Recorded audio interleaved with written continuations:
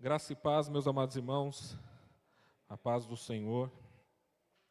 Vamos aguardar enquanto as crianças se retiram para suas respectivas classes. E eu peço para que os irmãos, conforme nós estamos nessa série de mensagem chamada Raízes, mensagens expositivas na carta, na epístola que o apóstolo Paulo escreveu aos Efésios. Então, Efésios capítulo 2, versículos 11 ao 22.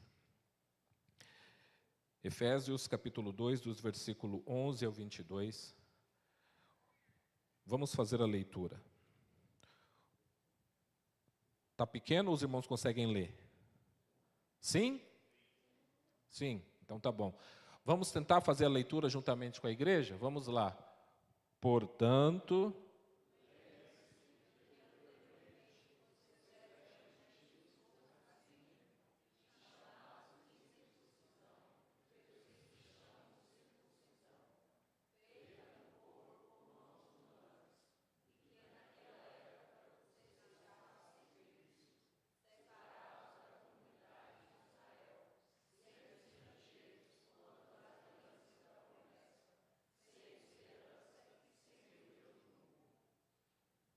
mas agora,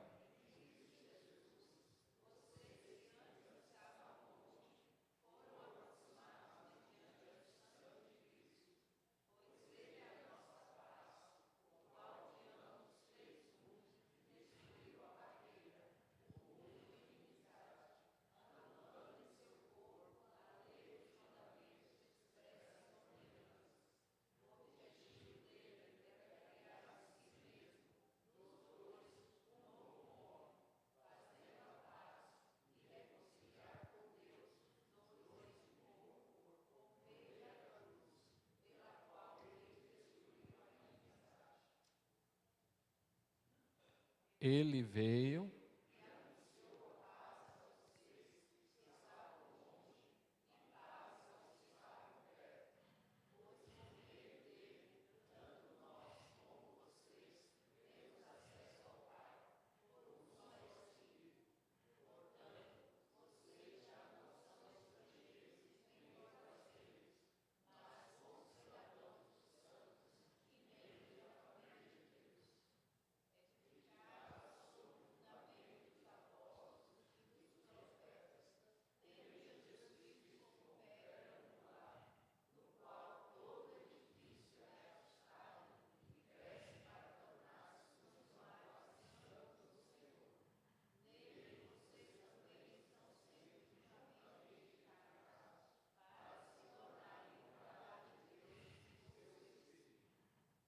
Amém. Graças a Deus. O título dessa mensagem é Reconciliados. Reconciliados. Meus amados irmãos, nós vivemos em um mundo repleto de divisões dualistas. São classificações dualistas, ou seja, entre dois grupos, o grupo deles e o meu, o eu e o eles. Por exemplo, na Segunda Guerra Mundial, um grupo se intitulou de arianos, enquanto outro grupo se intitulou de não-arianos, e esses grupos passaram a brigar e degladiar-se entre si.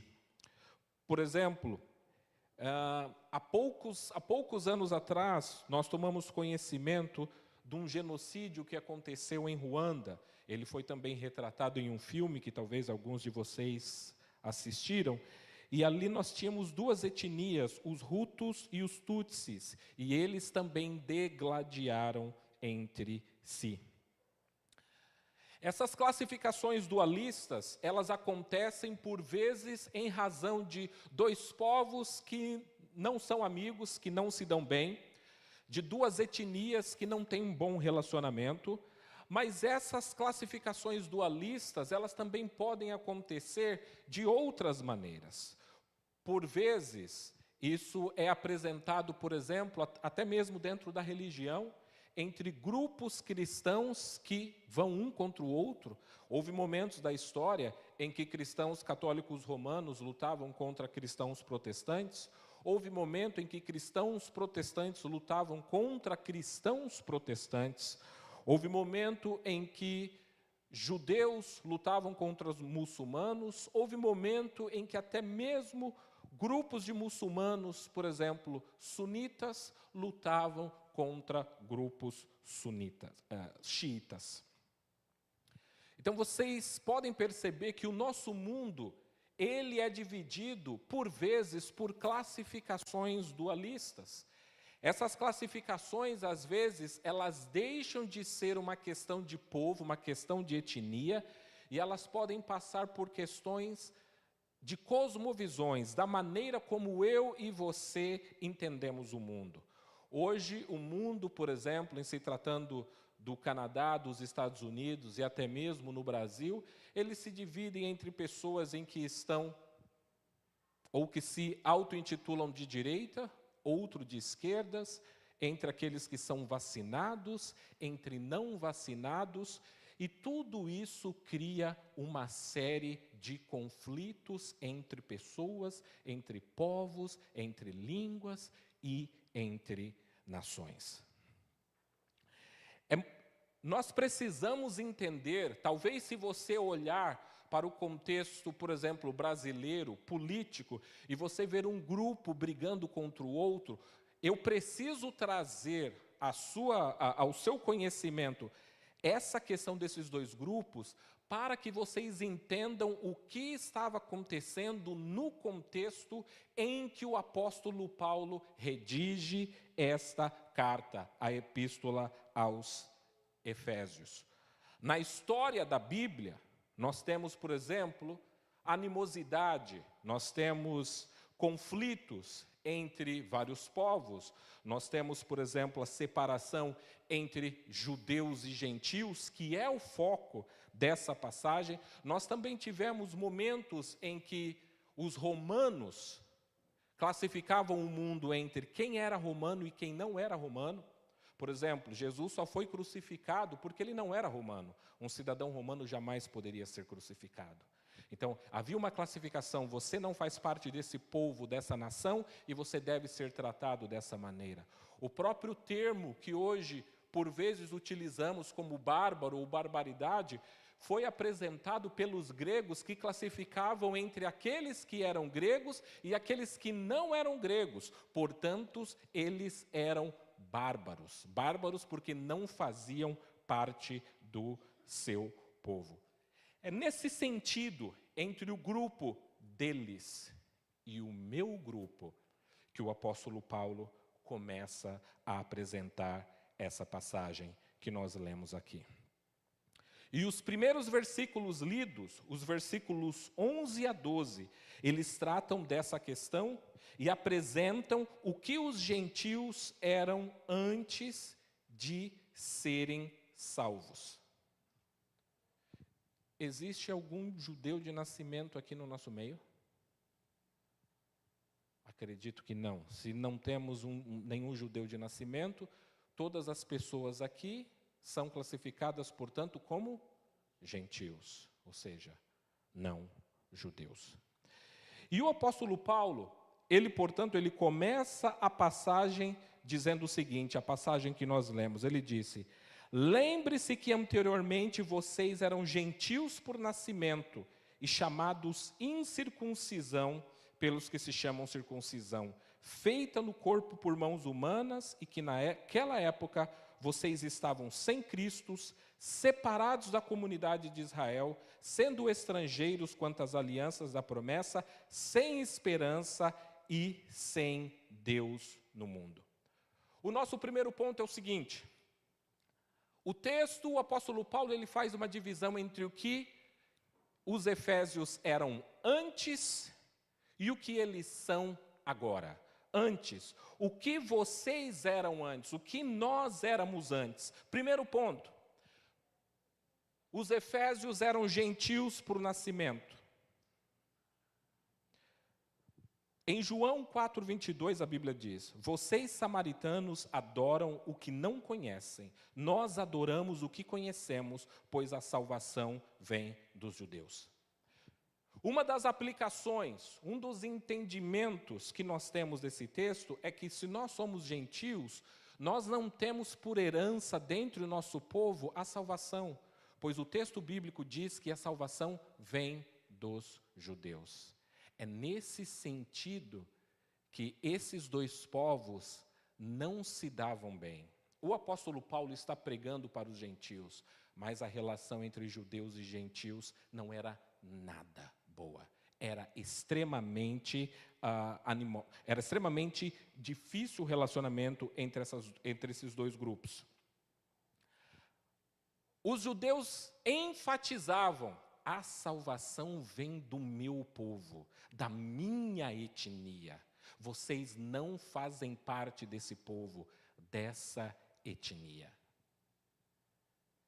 E eles desenvolveram uma teologia que não era bíblica, pois, por exemplo, o pastor Márcio citou aqui a orar pelas crianças, e no início do culto, Deus falando com Abraão em Gênesis capítulo 12, em que ele disse que em ti seriam benditas todas as famílias da terra.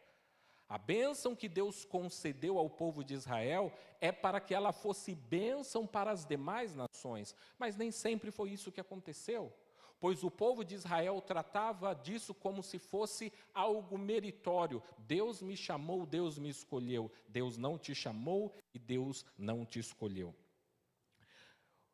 Paulo ainda diz que nós éramos incircuncisos e estrangeiros quanto às alianças da promessa.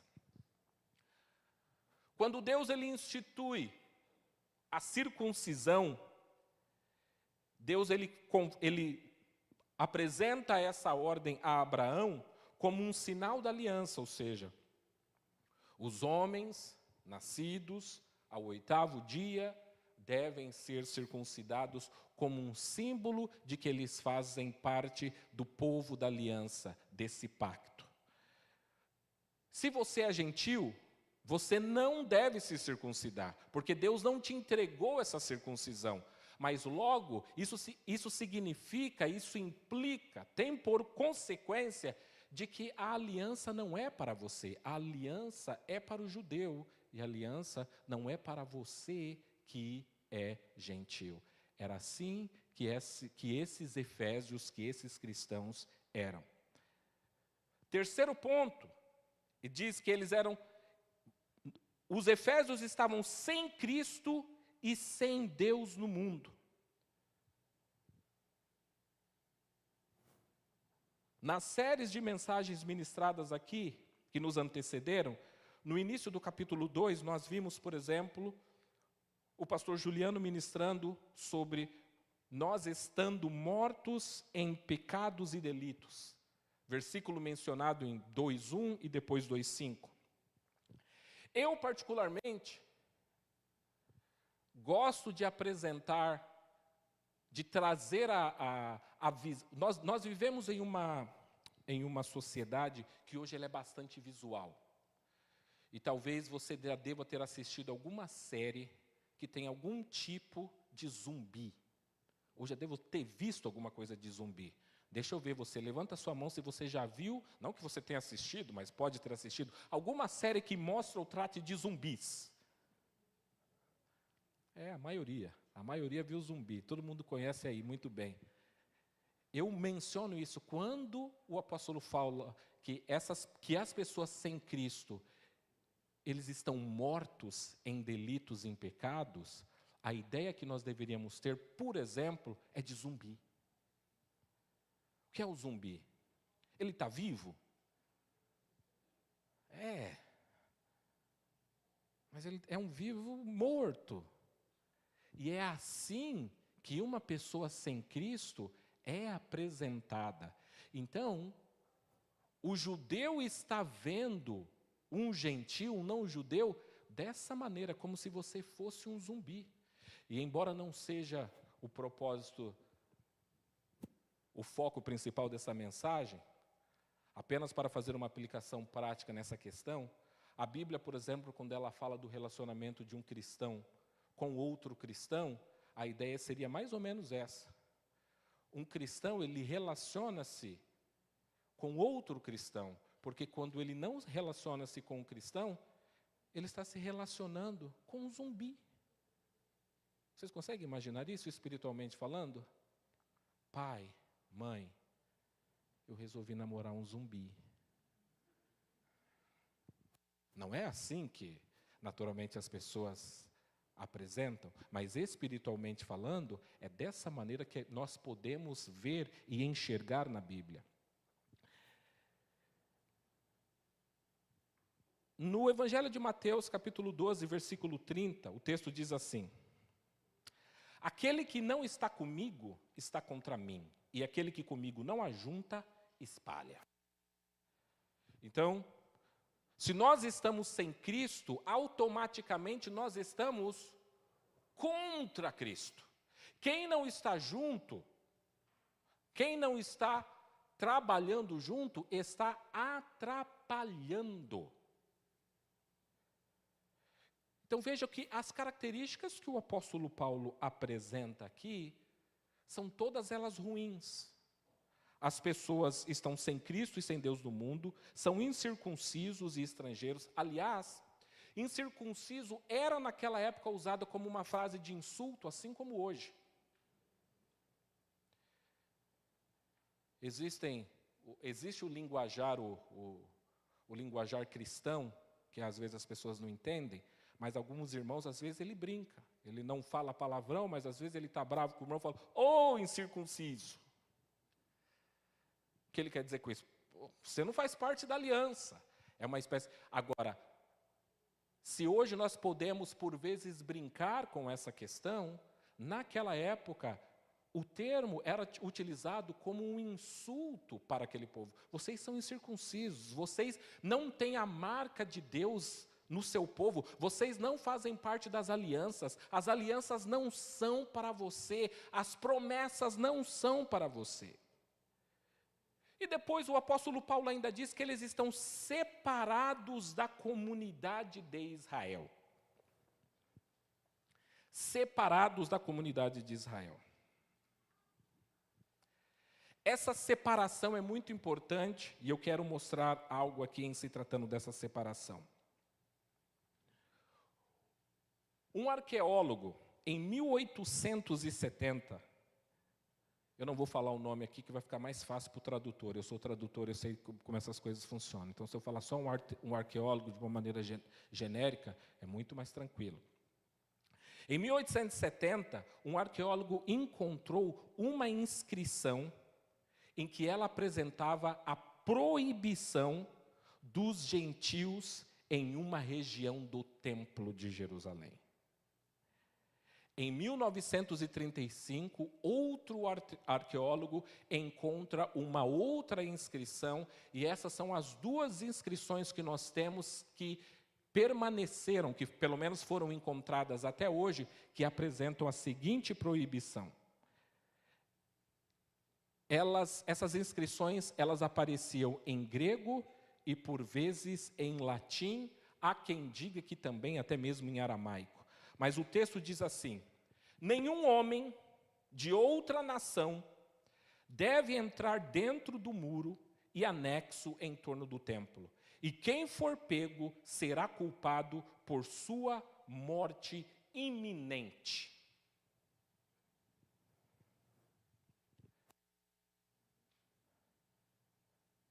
Quando Herodes construiu o templo, ao redor do templo, eles construíram uma espécie de uma mureta. Ela tinha cerca de 1,40 m, mais ou menos, de altura, segundo os arqueólogos e os historiadores, e elas tinham pequenas entradas em que os judeus podiam entrar naquela parte.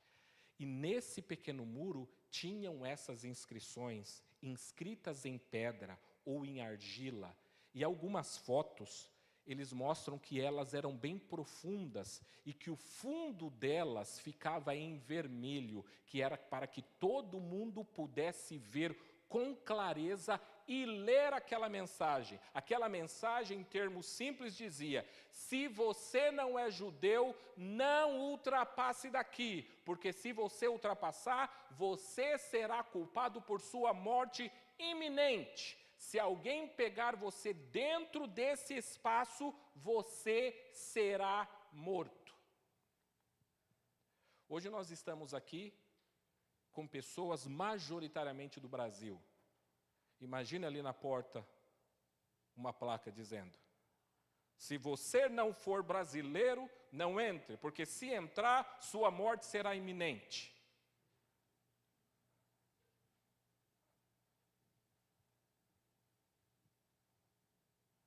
Isso mostra separação. Quem não era judeu não tinha acesso. E se nós formos continuar a questão de separação, o próprio templo ele era dividido em seções, e vai chegar uma seção em que, por exemplo, somente quem era judeu podia entrar. Depois, somente quem era sacerdote podia entrar. Somente quem era sacerdote da linhagem de Arão podia entrar. Somente quem fosse sacerdote da linhagem de Arão e que fosse o sumo sacerdote, ou seja, o filho mais velho, poderia entrar. Nem todas as pessoas poderiam ter acesso, e isso feito por vezes uma única vez ao ano, quando, por exemplo, a pessoa adentrava no Santo dos Santos. Agora, por que isso é importante? Porque a carta aos Efésios, ela é considerada, ela é apresentada na teologia como uma carta de prisão. O que é uma carta de prisão? Uma carta de prisão é uma carta em que o apóstolo a escreveu, ele a redigiu enquanto ele estava preso. Por isso ela tem esse nome, uma carta de prisão.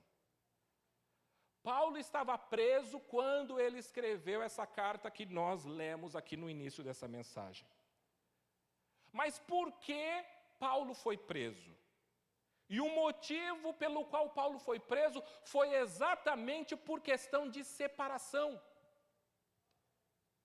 Se nós meditarmos nos capítulos 21, 22, 23, principalmente, do livro de Atos, nós vamos ver que o apóstolo Paulo retornou de sua viagem missionária e ele estava sendo acusado de fazer com que os judeus não obedecessem às leis cerimoniais voltadas para os judeus.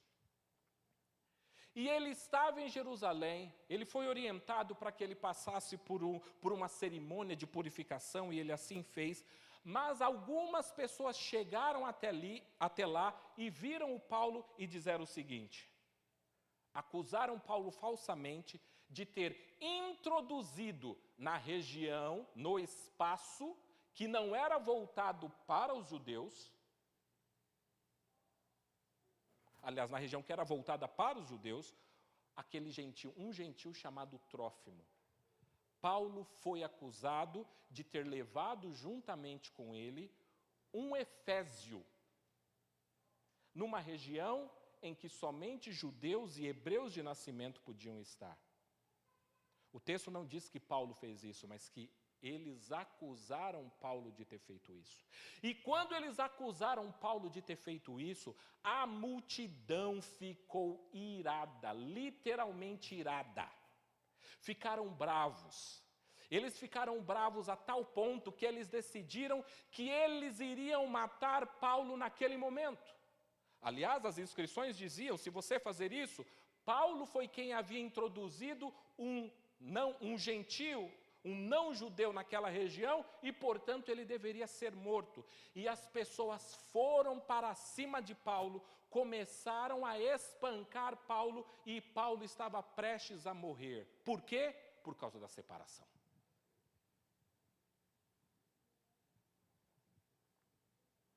Não somente isso, o texto diz que avisaram os soldados romanos de que estava tendo um problema grave e seríssimo no templo. Eles foram até lá, eles precisaram então tirar todas as pessoas, fecharem todas as portas do templo para tentar descobrir o que estava acontecendo. Os homens estavam com tanta raiva e querendo tirar a vida de Paulo, que Paulo só não foi morto porque ele foi literalmente carregado por soldados romanos. Se ele não tivesse sido carregado por soldados romanos, ele teria sido morto naquele momento. E quando os soldados romanos conseguiram apaziguar um pouco, eles perguntaram, mas por quê? O que você fez? Por que esse povo quer te matar dessa maneira? Por favor, me explica, o que tão de errado você fez para eles agirem assim contigo? E ele falou, posso falar? Tudo bem, pode falar. Ele falou, eu posso falar com o povo? Bom, se você quer falar com o povo, fala com o povo. E ele começou a falar, e ele começou a falar em aramaico. No momento que ele começou a falar em aramaico, toda a multidão abaixou a voz, ficou em silêncio e começou a prestar atenção no que ele estava falando. E o apóstolo Paulo então começou a falar da vida dele, contou o seu testemunho, falou, eu era perseguidor dos judeus, eu era fariseu, eu aprendi aos pés de Gamaliel, eu recebi carta dos sumos sacerdotes que aqui estão, para matar, para perseguir os cristãos, era isso que eu fazia. Até o momento em que eu tive um encontro com Jesus Cristo no caminho de Damasco. Ele apareceu a mim, ele falou comigo, e ele me disse, preste bem atenção, e Jesus me disse que eu deveria ir para os gentios, pregar a salvação aos gentios. O texto deixa claro que eles estavam em silêncio em todo momento. No momento em que Paulo menciona que Jesus o comissionou para ele pregar a salvação aos gentios, o texto diz que todo mundo começou a gritar e não ouvir mais a Paulo e falou, ele merece morrer. Vocês conseguem?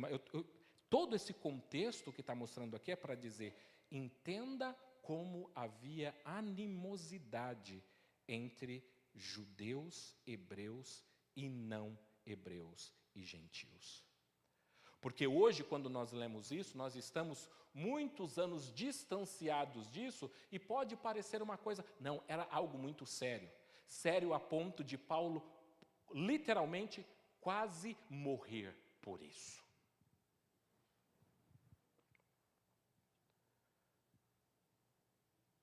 Eles precisam salvaguardar a vida do apóstolo Paulo. Aquele comandante, ainda sem entender o que estava acontecendo, ele olha e fala, eu não consigo entender por que eles estão tão bravos contigo. Me explica. Levaram Paulo até o Sinédrio. E Paulo começou a conversar no Sinédrio. No Sinédrio, eles também ficaram extremamente com raiva de Paulo. E ali eles tramaram o seguinte, nós não vamos comer, nós não iremos beber, enquanto nós não tirarmos a vida de Paulo. Eles criaram o seguinte plano, nós vamos pedir para o comandante do exército trazer Paulo até o Sinédrio para nós avaliarmos, só que antes dele chegar aqui vai ter uma emboscada e nós iremos matar. Só que uma pessoa ouviu sobre isso e contou o que estava para acontecer. E na verdade, momentos antes, o próprio comandante romano, não conseguindo entender, ele quis açoitar Paulo. Falou, bom, se você não vai me falar, eu não consigo entender, talvez se eu usar de força física, você vai responder. E Paulo olha para ele e diz o seguinte, mas você pode castigar, açoitar um soldado, aliás, um cidadão romano, sem que antes haja um julgamento? E aí quando ele ouviu que Paulo era soldado romano, agora a coisa ficou complicada. Desculpa, um cidadão romano, quando ele é cidadão romano? Ele é cidadão romano. E por Paulo então ser cidadão romano, ele chamou, o texto deixa claro, ele chamou 200 soldados. Acredito que foram 70 arqueiros e mais 200 cavaleiros, 470 soldados para ter que proteger Paulo. Vocês conseguem imaginar isso, meus amados irmãos? Para que eles pudessem transferir Paulo E é nessas transferências que Paulo vai para ser julgado para Roma, e de Roma ele vai escrever a carta aos Efésios. Quando Paulo fala, vocês estavam separados, Paulo entende muito bem o motivo pelo qual ele está na prisão, é porque ele foi acusado de inserir um efésio num lugar que não era para ele, porque eles eram separados, eles não podiam estar ali, de maneira alguma. O texto ainda diz, eles estavam sem esperança.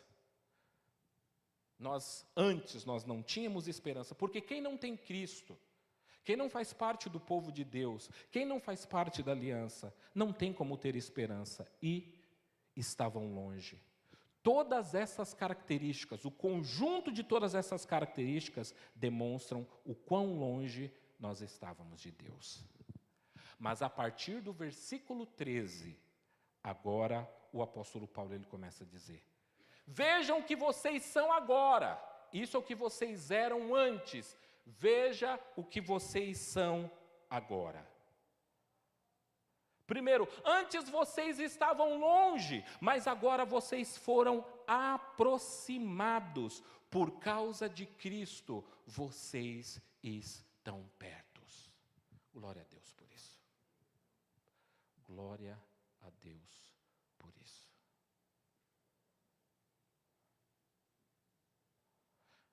Você consegue imaginar que anteriormente, se você quisesse falar com Deus, você teria que vir procurar o sumo sacerdote para que ele fizesse uma oração, uma intercessão por você não ter acesso direto a Deus? Nós estávamos longe. Mas ele disse, mas agora vocês foram aproximados. Ele disse, agora Deus é a nossa paz, vocês foram apaziguados, pacificados. Jesus, através da cruz, ele criou a partir de dois povos, judeus e gentios, um só homem, um único povo, a Igreja de Deus. Ele disse, agora nós fomos reconciliados. Efésios 4:32 diz, antes sede uns para com os outros benignos, misericordiosos, perdoando-os uns aos outros, como também Deus vos perdoou em Cristo. Antes nós estávamos separados, e agora ele disse, agora nós temos acesso. Nós temos livre acesso a Deus. Hebreus 10, os versículos 19 ao 20, diz assim, tendo, pois, irmãos, ousadia para entrar no santuário, pelo sangue de Jesus, pelo novo e vivo caminho que ele nos consagrou, pelo véu, isto é, pela sua carne.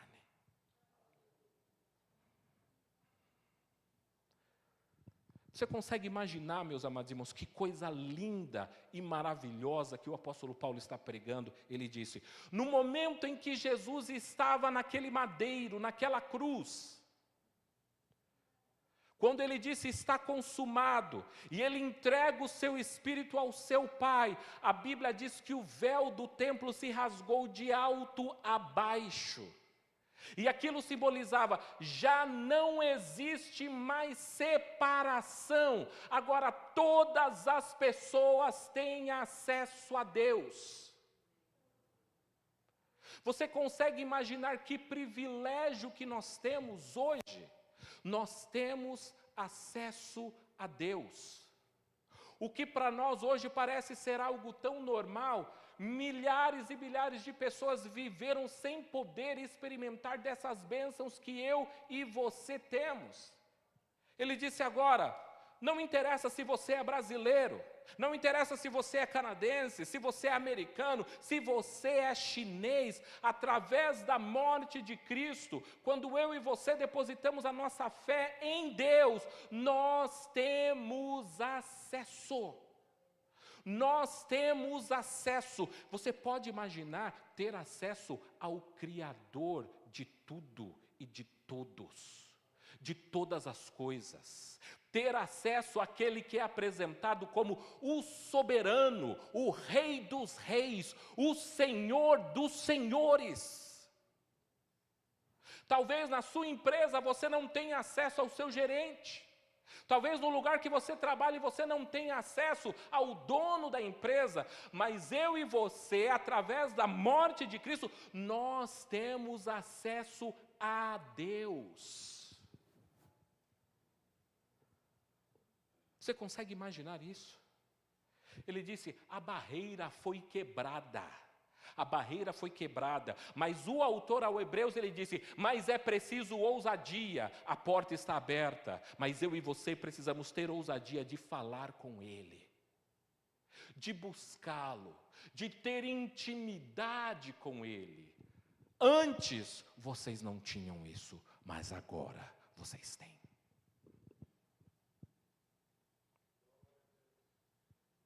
Ele disse, agora vocês são concidadãos, versículo 19. O mesmo apóstolo Paulo escrevendo ao livro de Filipenses, capítulo 3, 20, ele diz, a nossa cidadania, porém, está nos céus, de onde esperamos ansiosamente um Salvador, o Senhor Jesus Cristo. E o apóstolo Pedro, na 1 de Pedro 2,10, ele diz, vocês, porém, são geração eleita, sacerdócio real, nação santa, povo exclusivo de Deus, para anunciar as grandezas daquele que os chamou das trevas para a sua maravilhosa luz. Ele olha e diz, você agora, sacerdote, sacerdote, sacerdote, sacerdote, todos vocês são sacerdotes, todos vocês têm acesso, todos. Todos.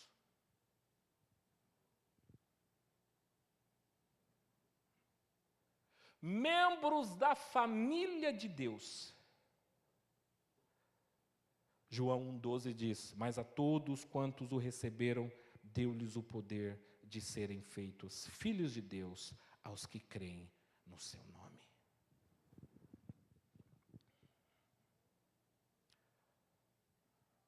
Sua família é perfeita?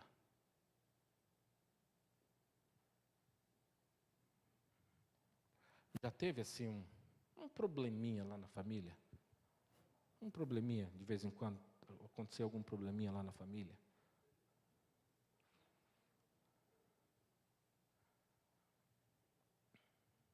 Conhecem pessoas que tiveram algum problema na família?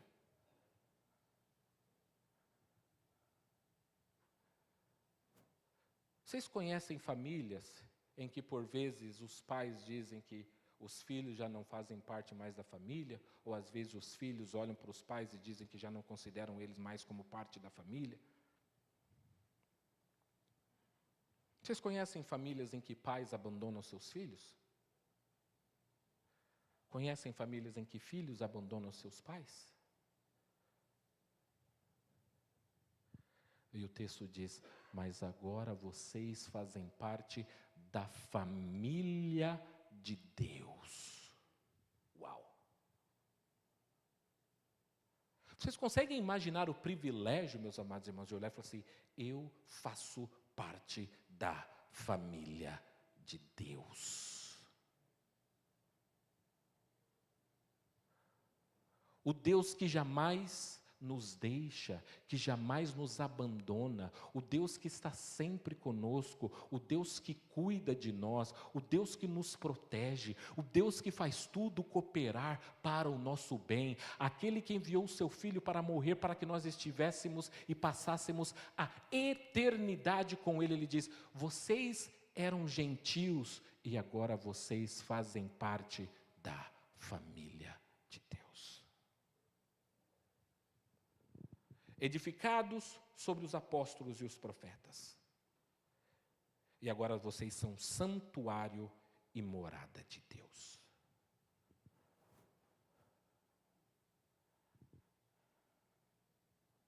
Quando nós estudamos alguns relatos da história de Israel, no Antigo Testamento, nós vemos como naquele momento Deus escolheu se manifestar, demonstrar a sua presença de uma situação específica. Por exemplo, em momentos de guerra, o povo precisava levar a arca da aliança do concerto como um sinal da presença de Deus.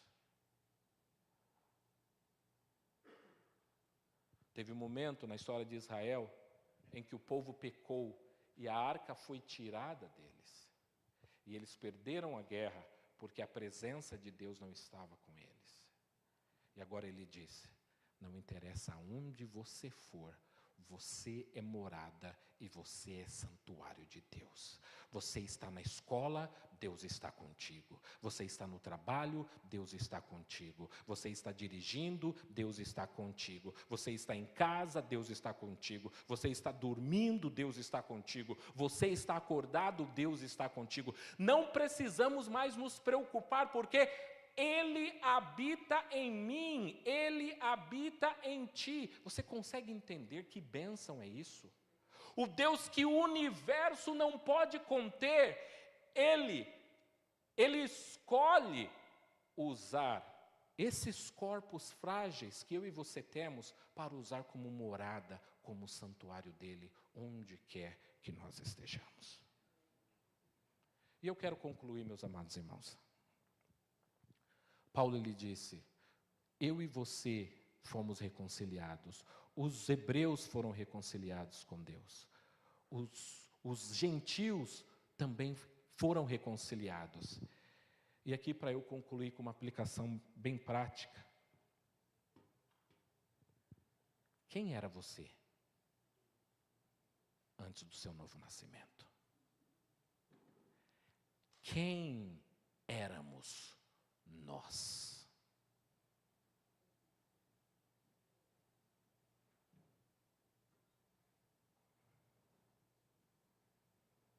Nós éramos exatamente isso que ele disse.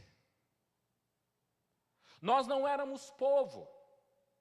Nós não fazíamos parte da aliança.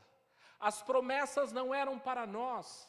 Nós estávamos sem Cristo. Nós estávamos sem esperança. Nós estávamos sem Deus. Nós não tínhamos cidadania. Mas ele disse: não mais agora, porque agora vocês foram reconciliados. E aí lá no início ele disse: lembrem-se disso.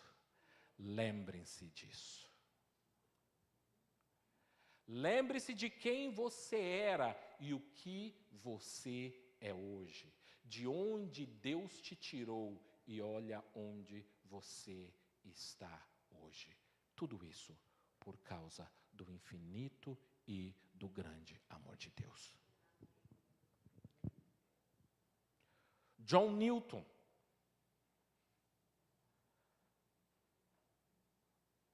o famoso compositor de talvez um dos hinos cristãos mais conhecidos do mundo, Amazing Grace. Quando ele escreveu esse hino, maravilhosa graça, incrível graça, ele escreveu num contexto em que ele mesmo trabalhou vendendo escravos, prendendo e vendendo escravos, até o momento em que o evangelho foi pregado para ele e ele foi atingido pelo evangelho. Então ele disse: Amazing Grace, how sweet the sound. Que graça maravilhosa, que doce som, que salvou um miserável como eu.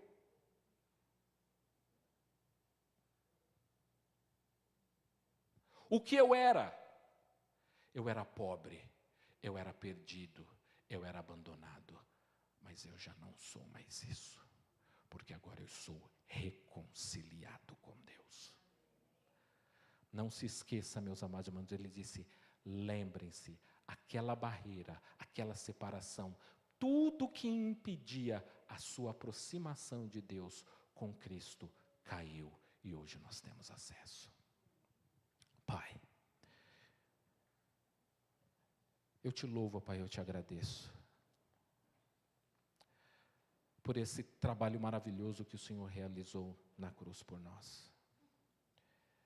E que nós possamos nos lembrar, ó Deus, de quem éramos e de quem nós somos agora em Cristo. Do pecado em que vivíamos e de como hoje o Senhor nos trouxe para a sua maravilhosa luz e vivemos em santidade. Da mente perversa, dos pensamentos perversos que tínhamos. E hoje o Senhor nos concedeu a mente de Cristo. A maneira maldosa, ó Pai, com que vivíamos e tratávamos outras pessoas. Mas hoje nós fomos alcançados pela sua maravilhosa graça. E hoje nós não temos mais palavras para expressar o nosso sentimento de gratidão por tudo que o Senhor era. Lembre-se de quem você era. Lembre-se de quem você é agora em Cristo. Nós fomos reconciliados. Glória a Deus por isso. Amém.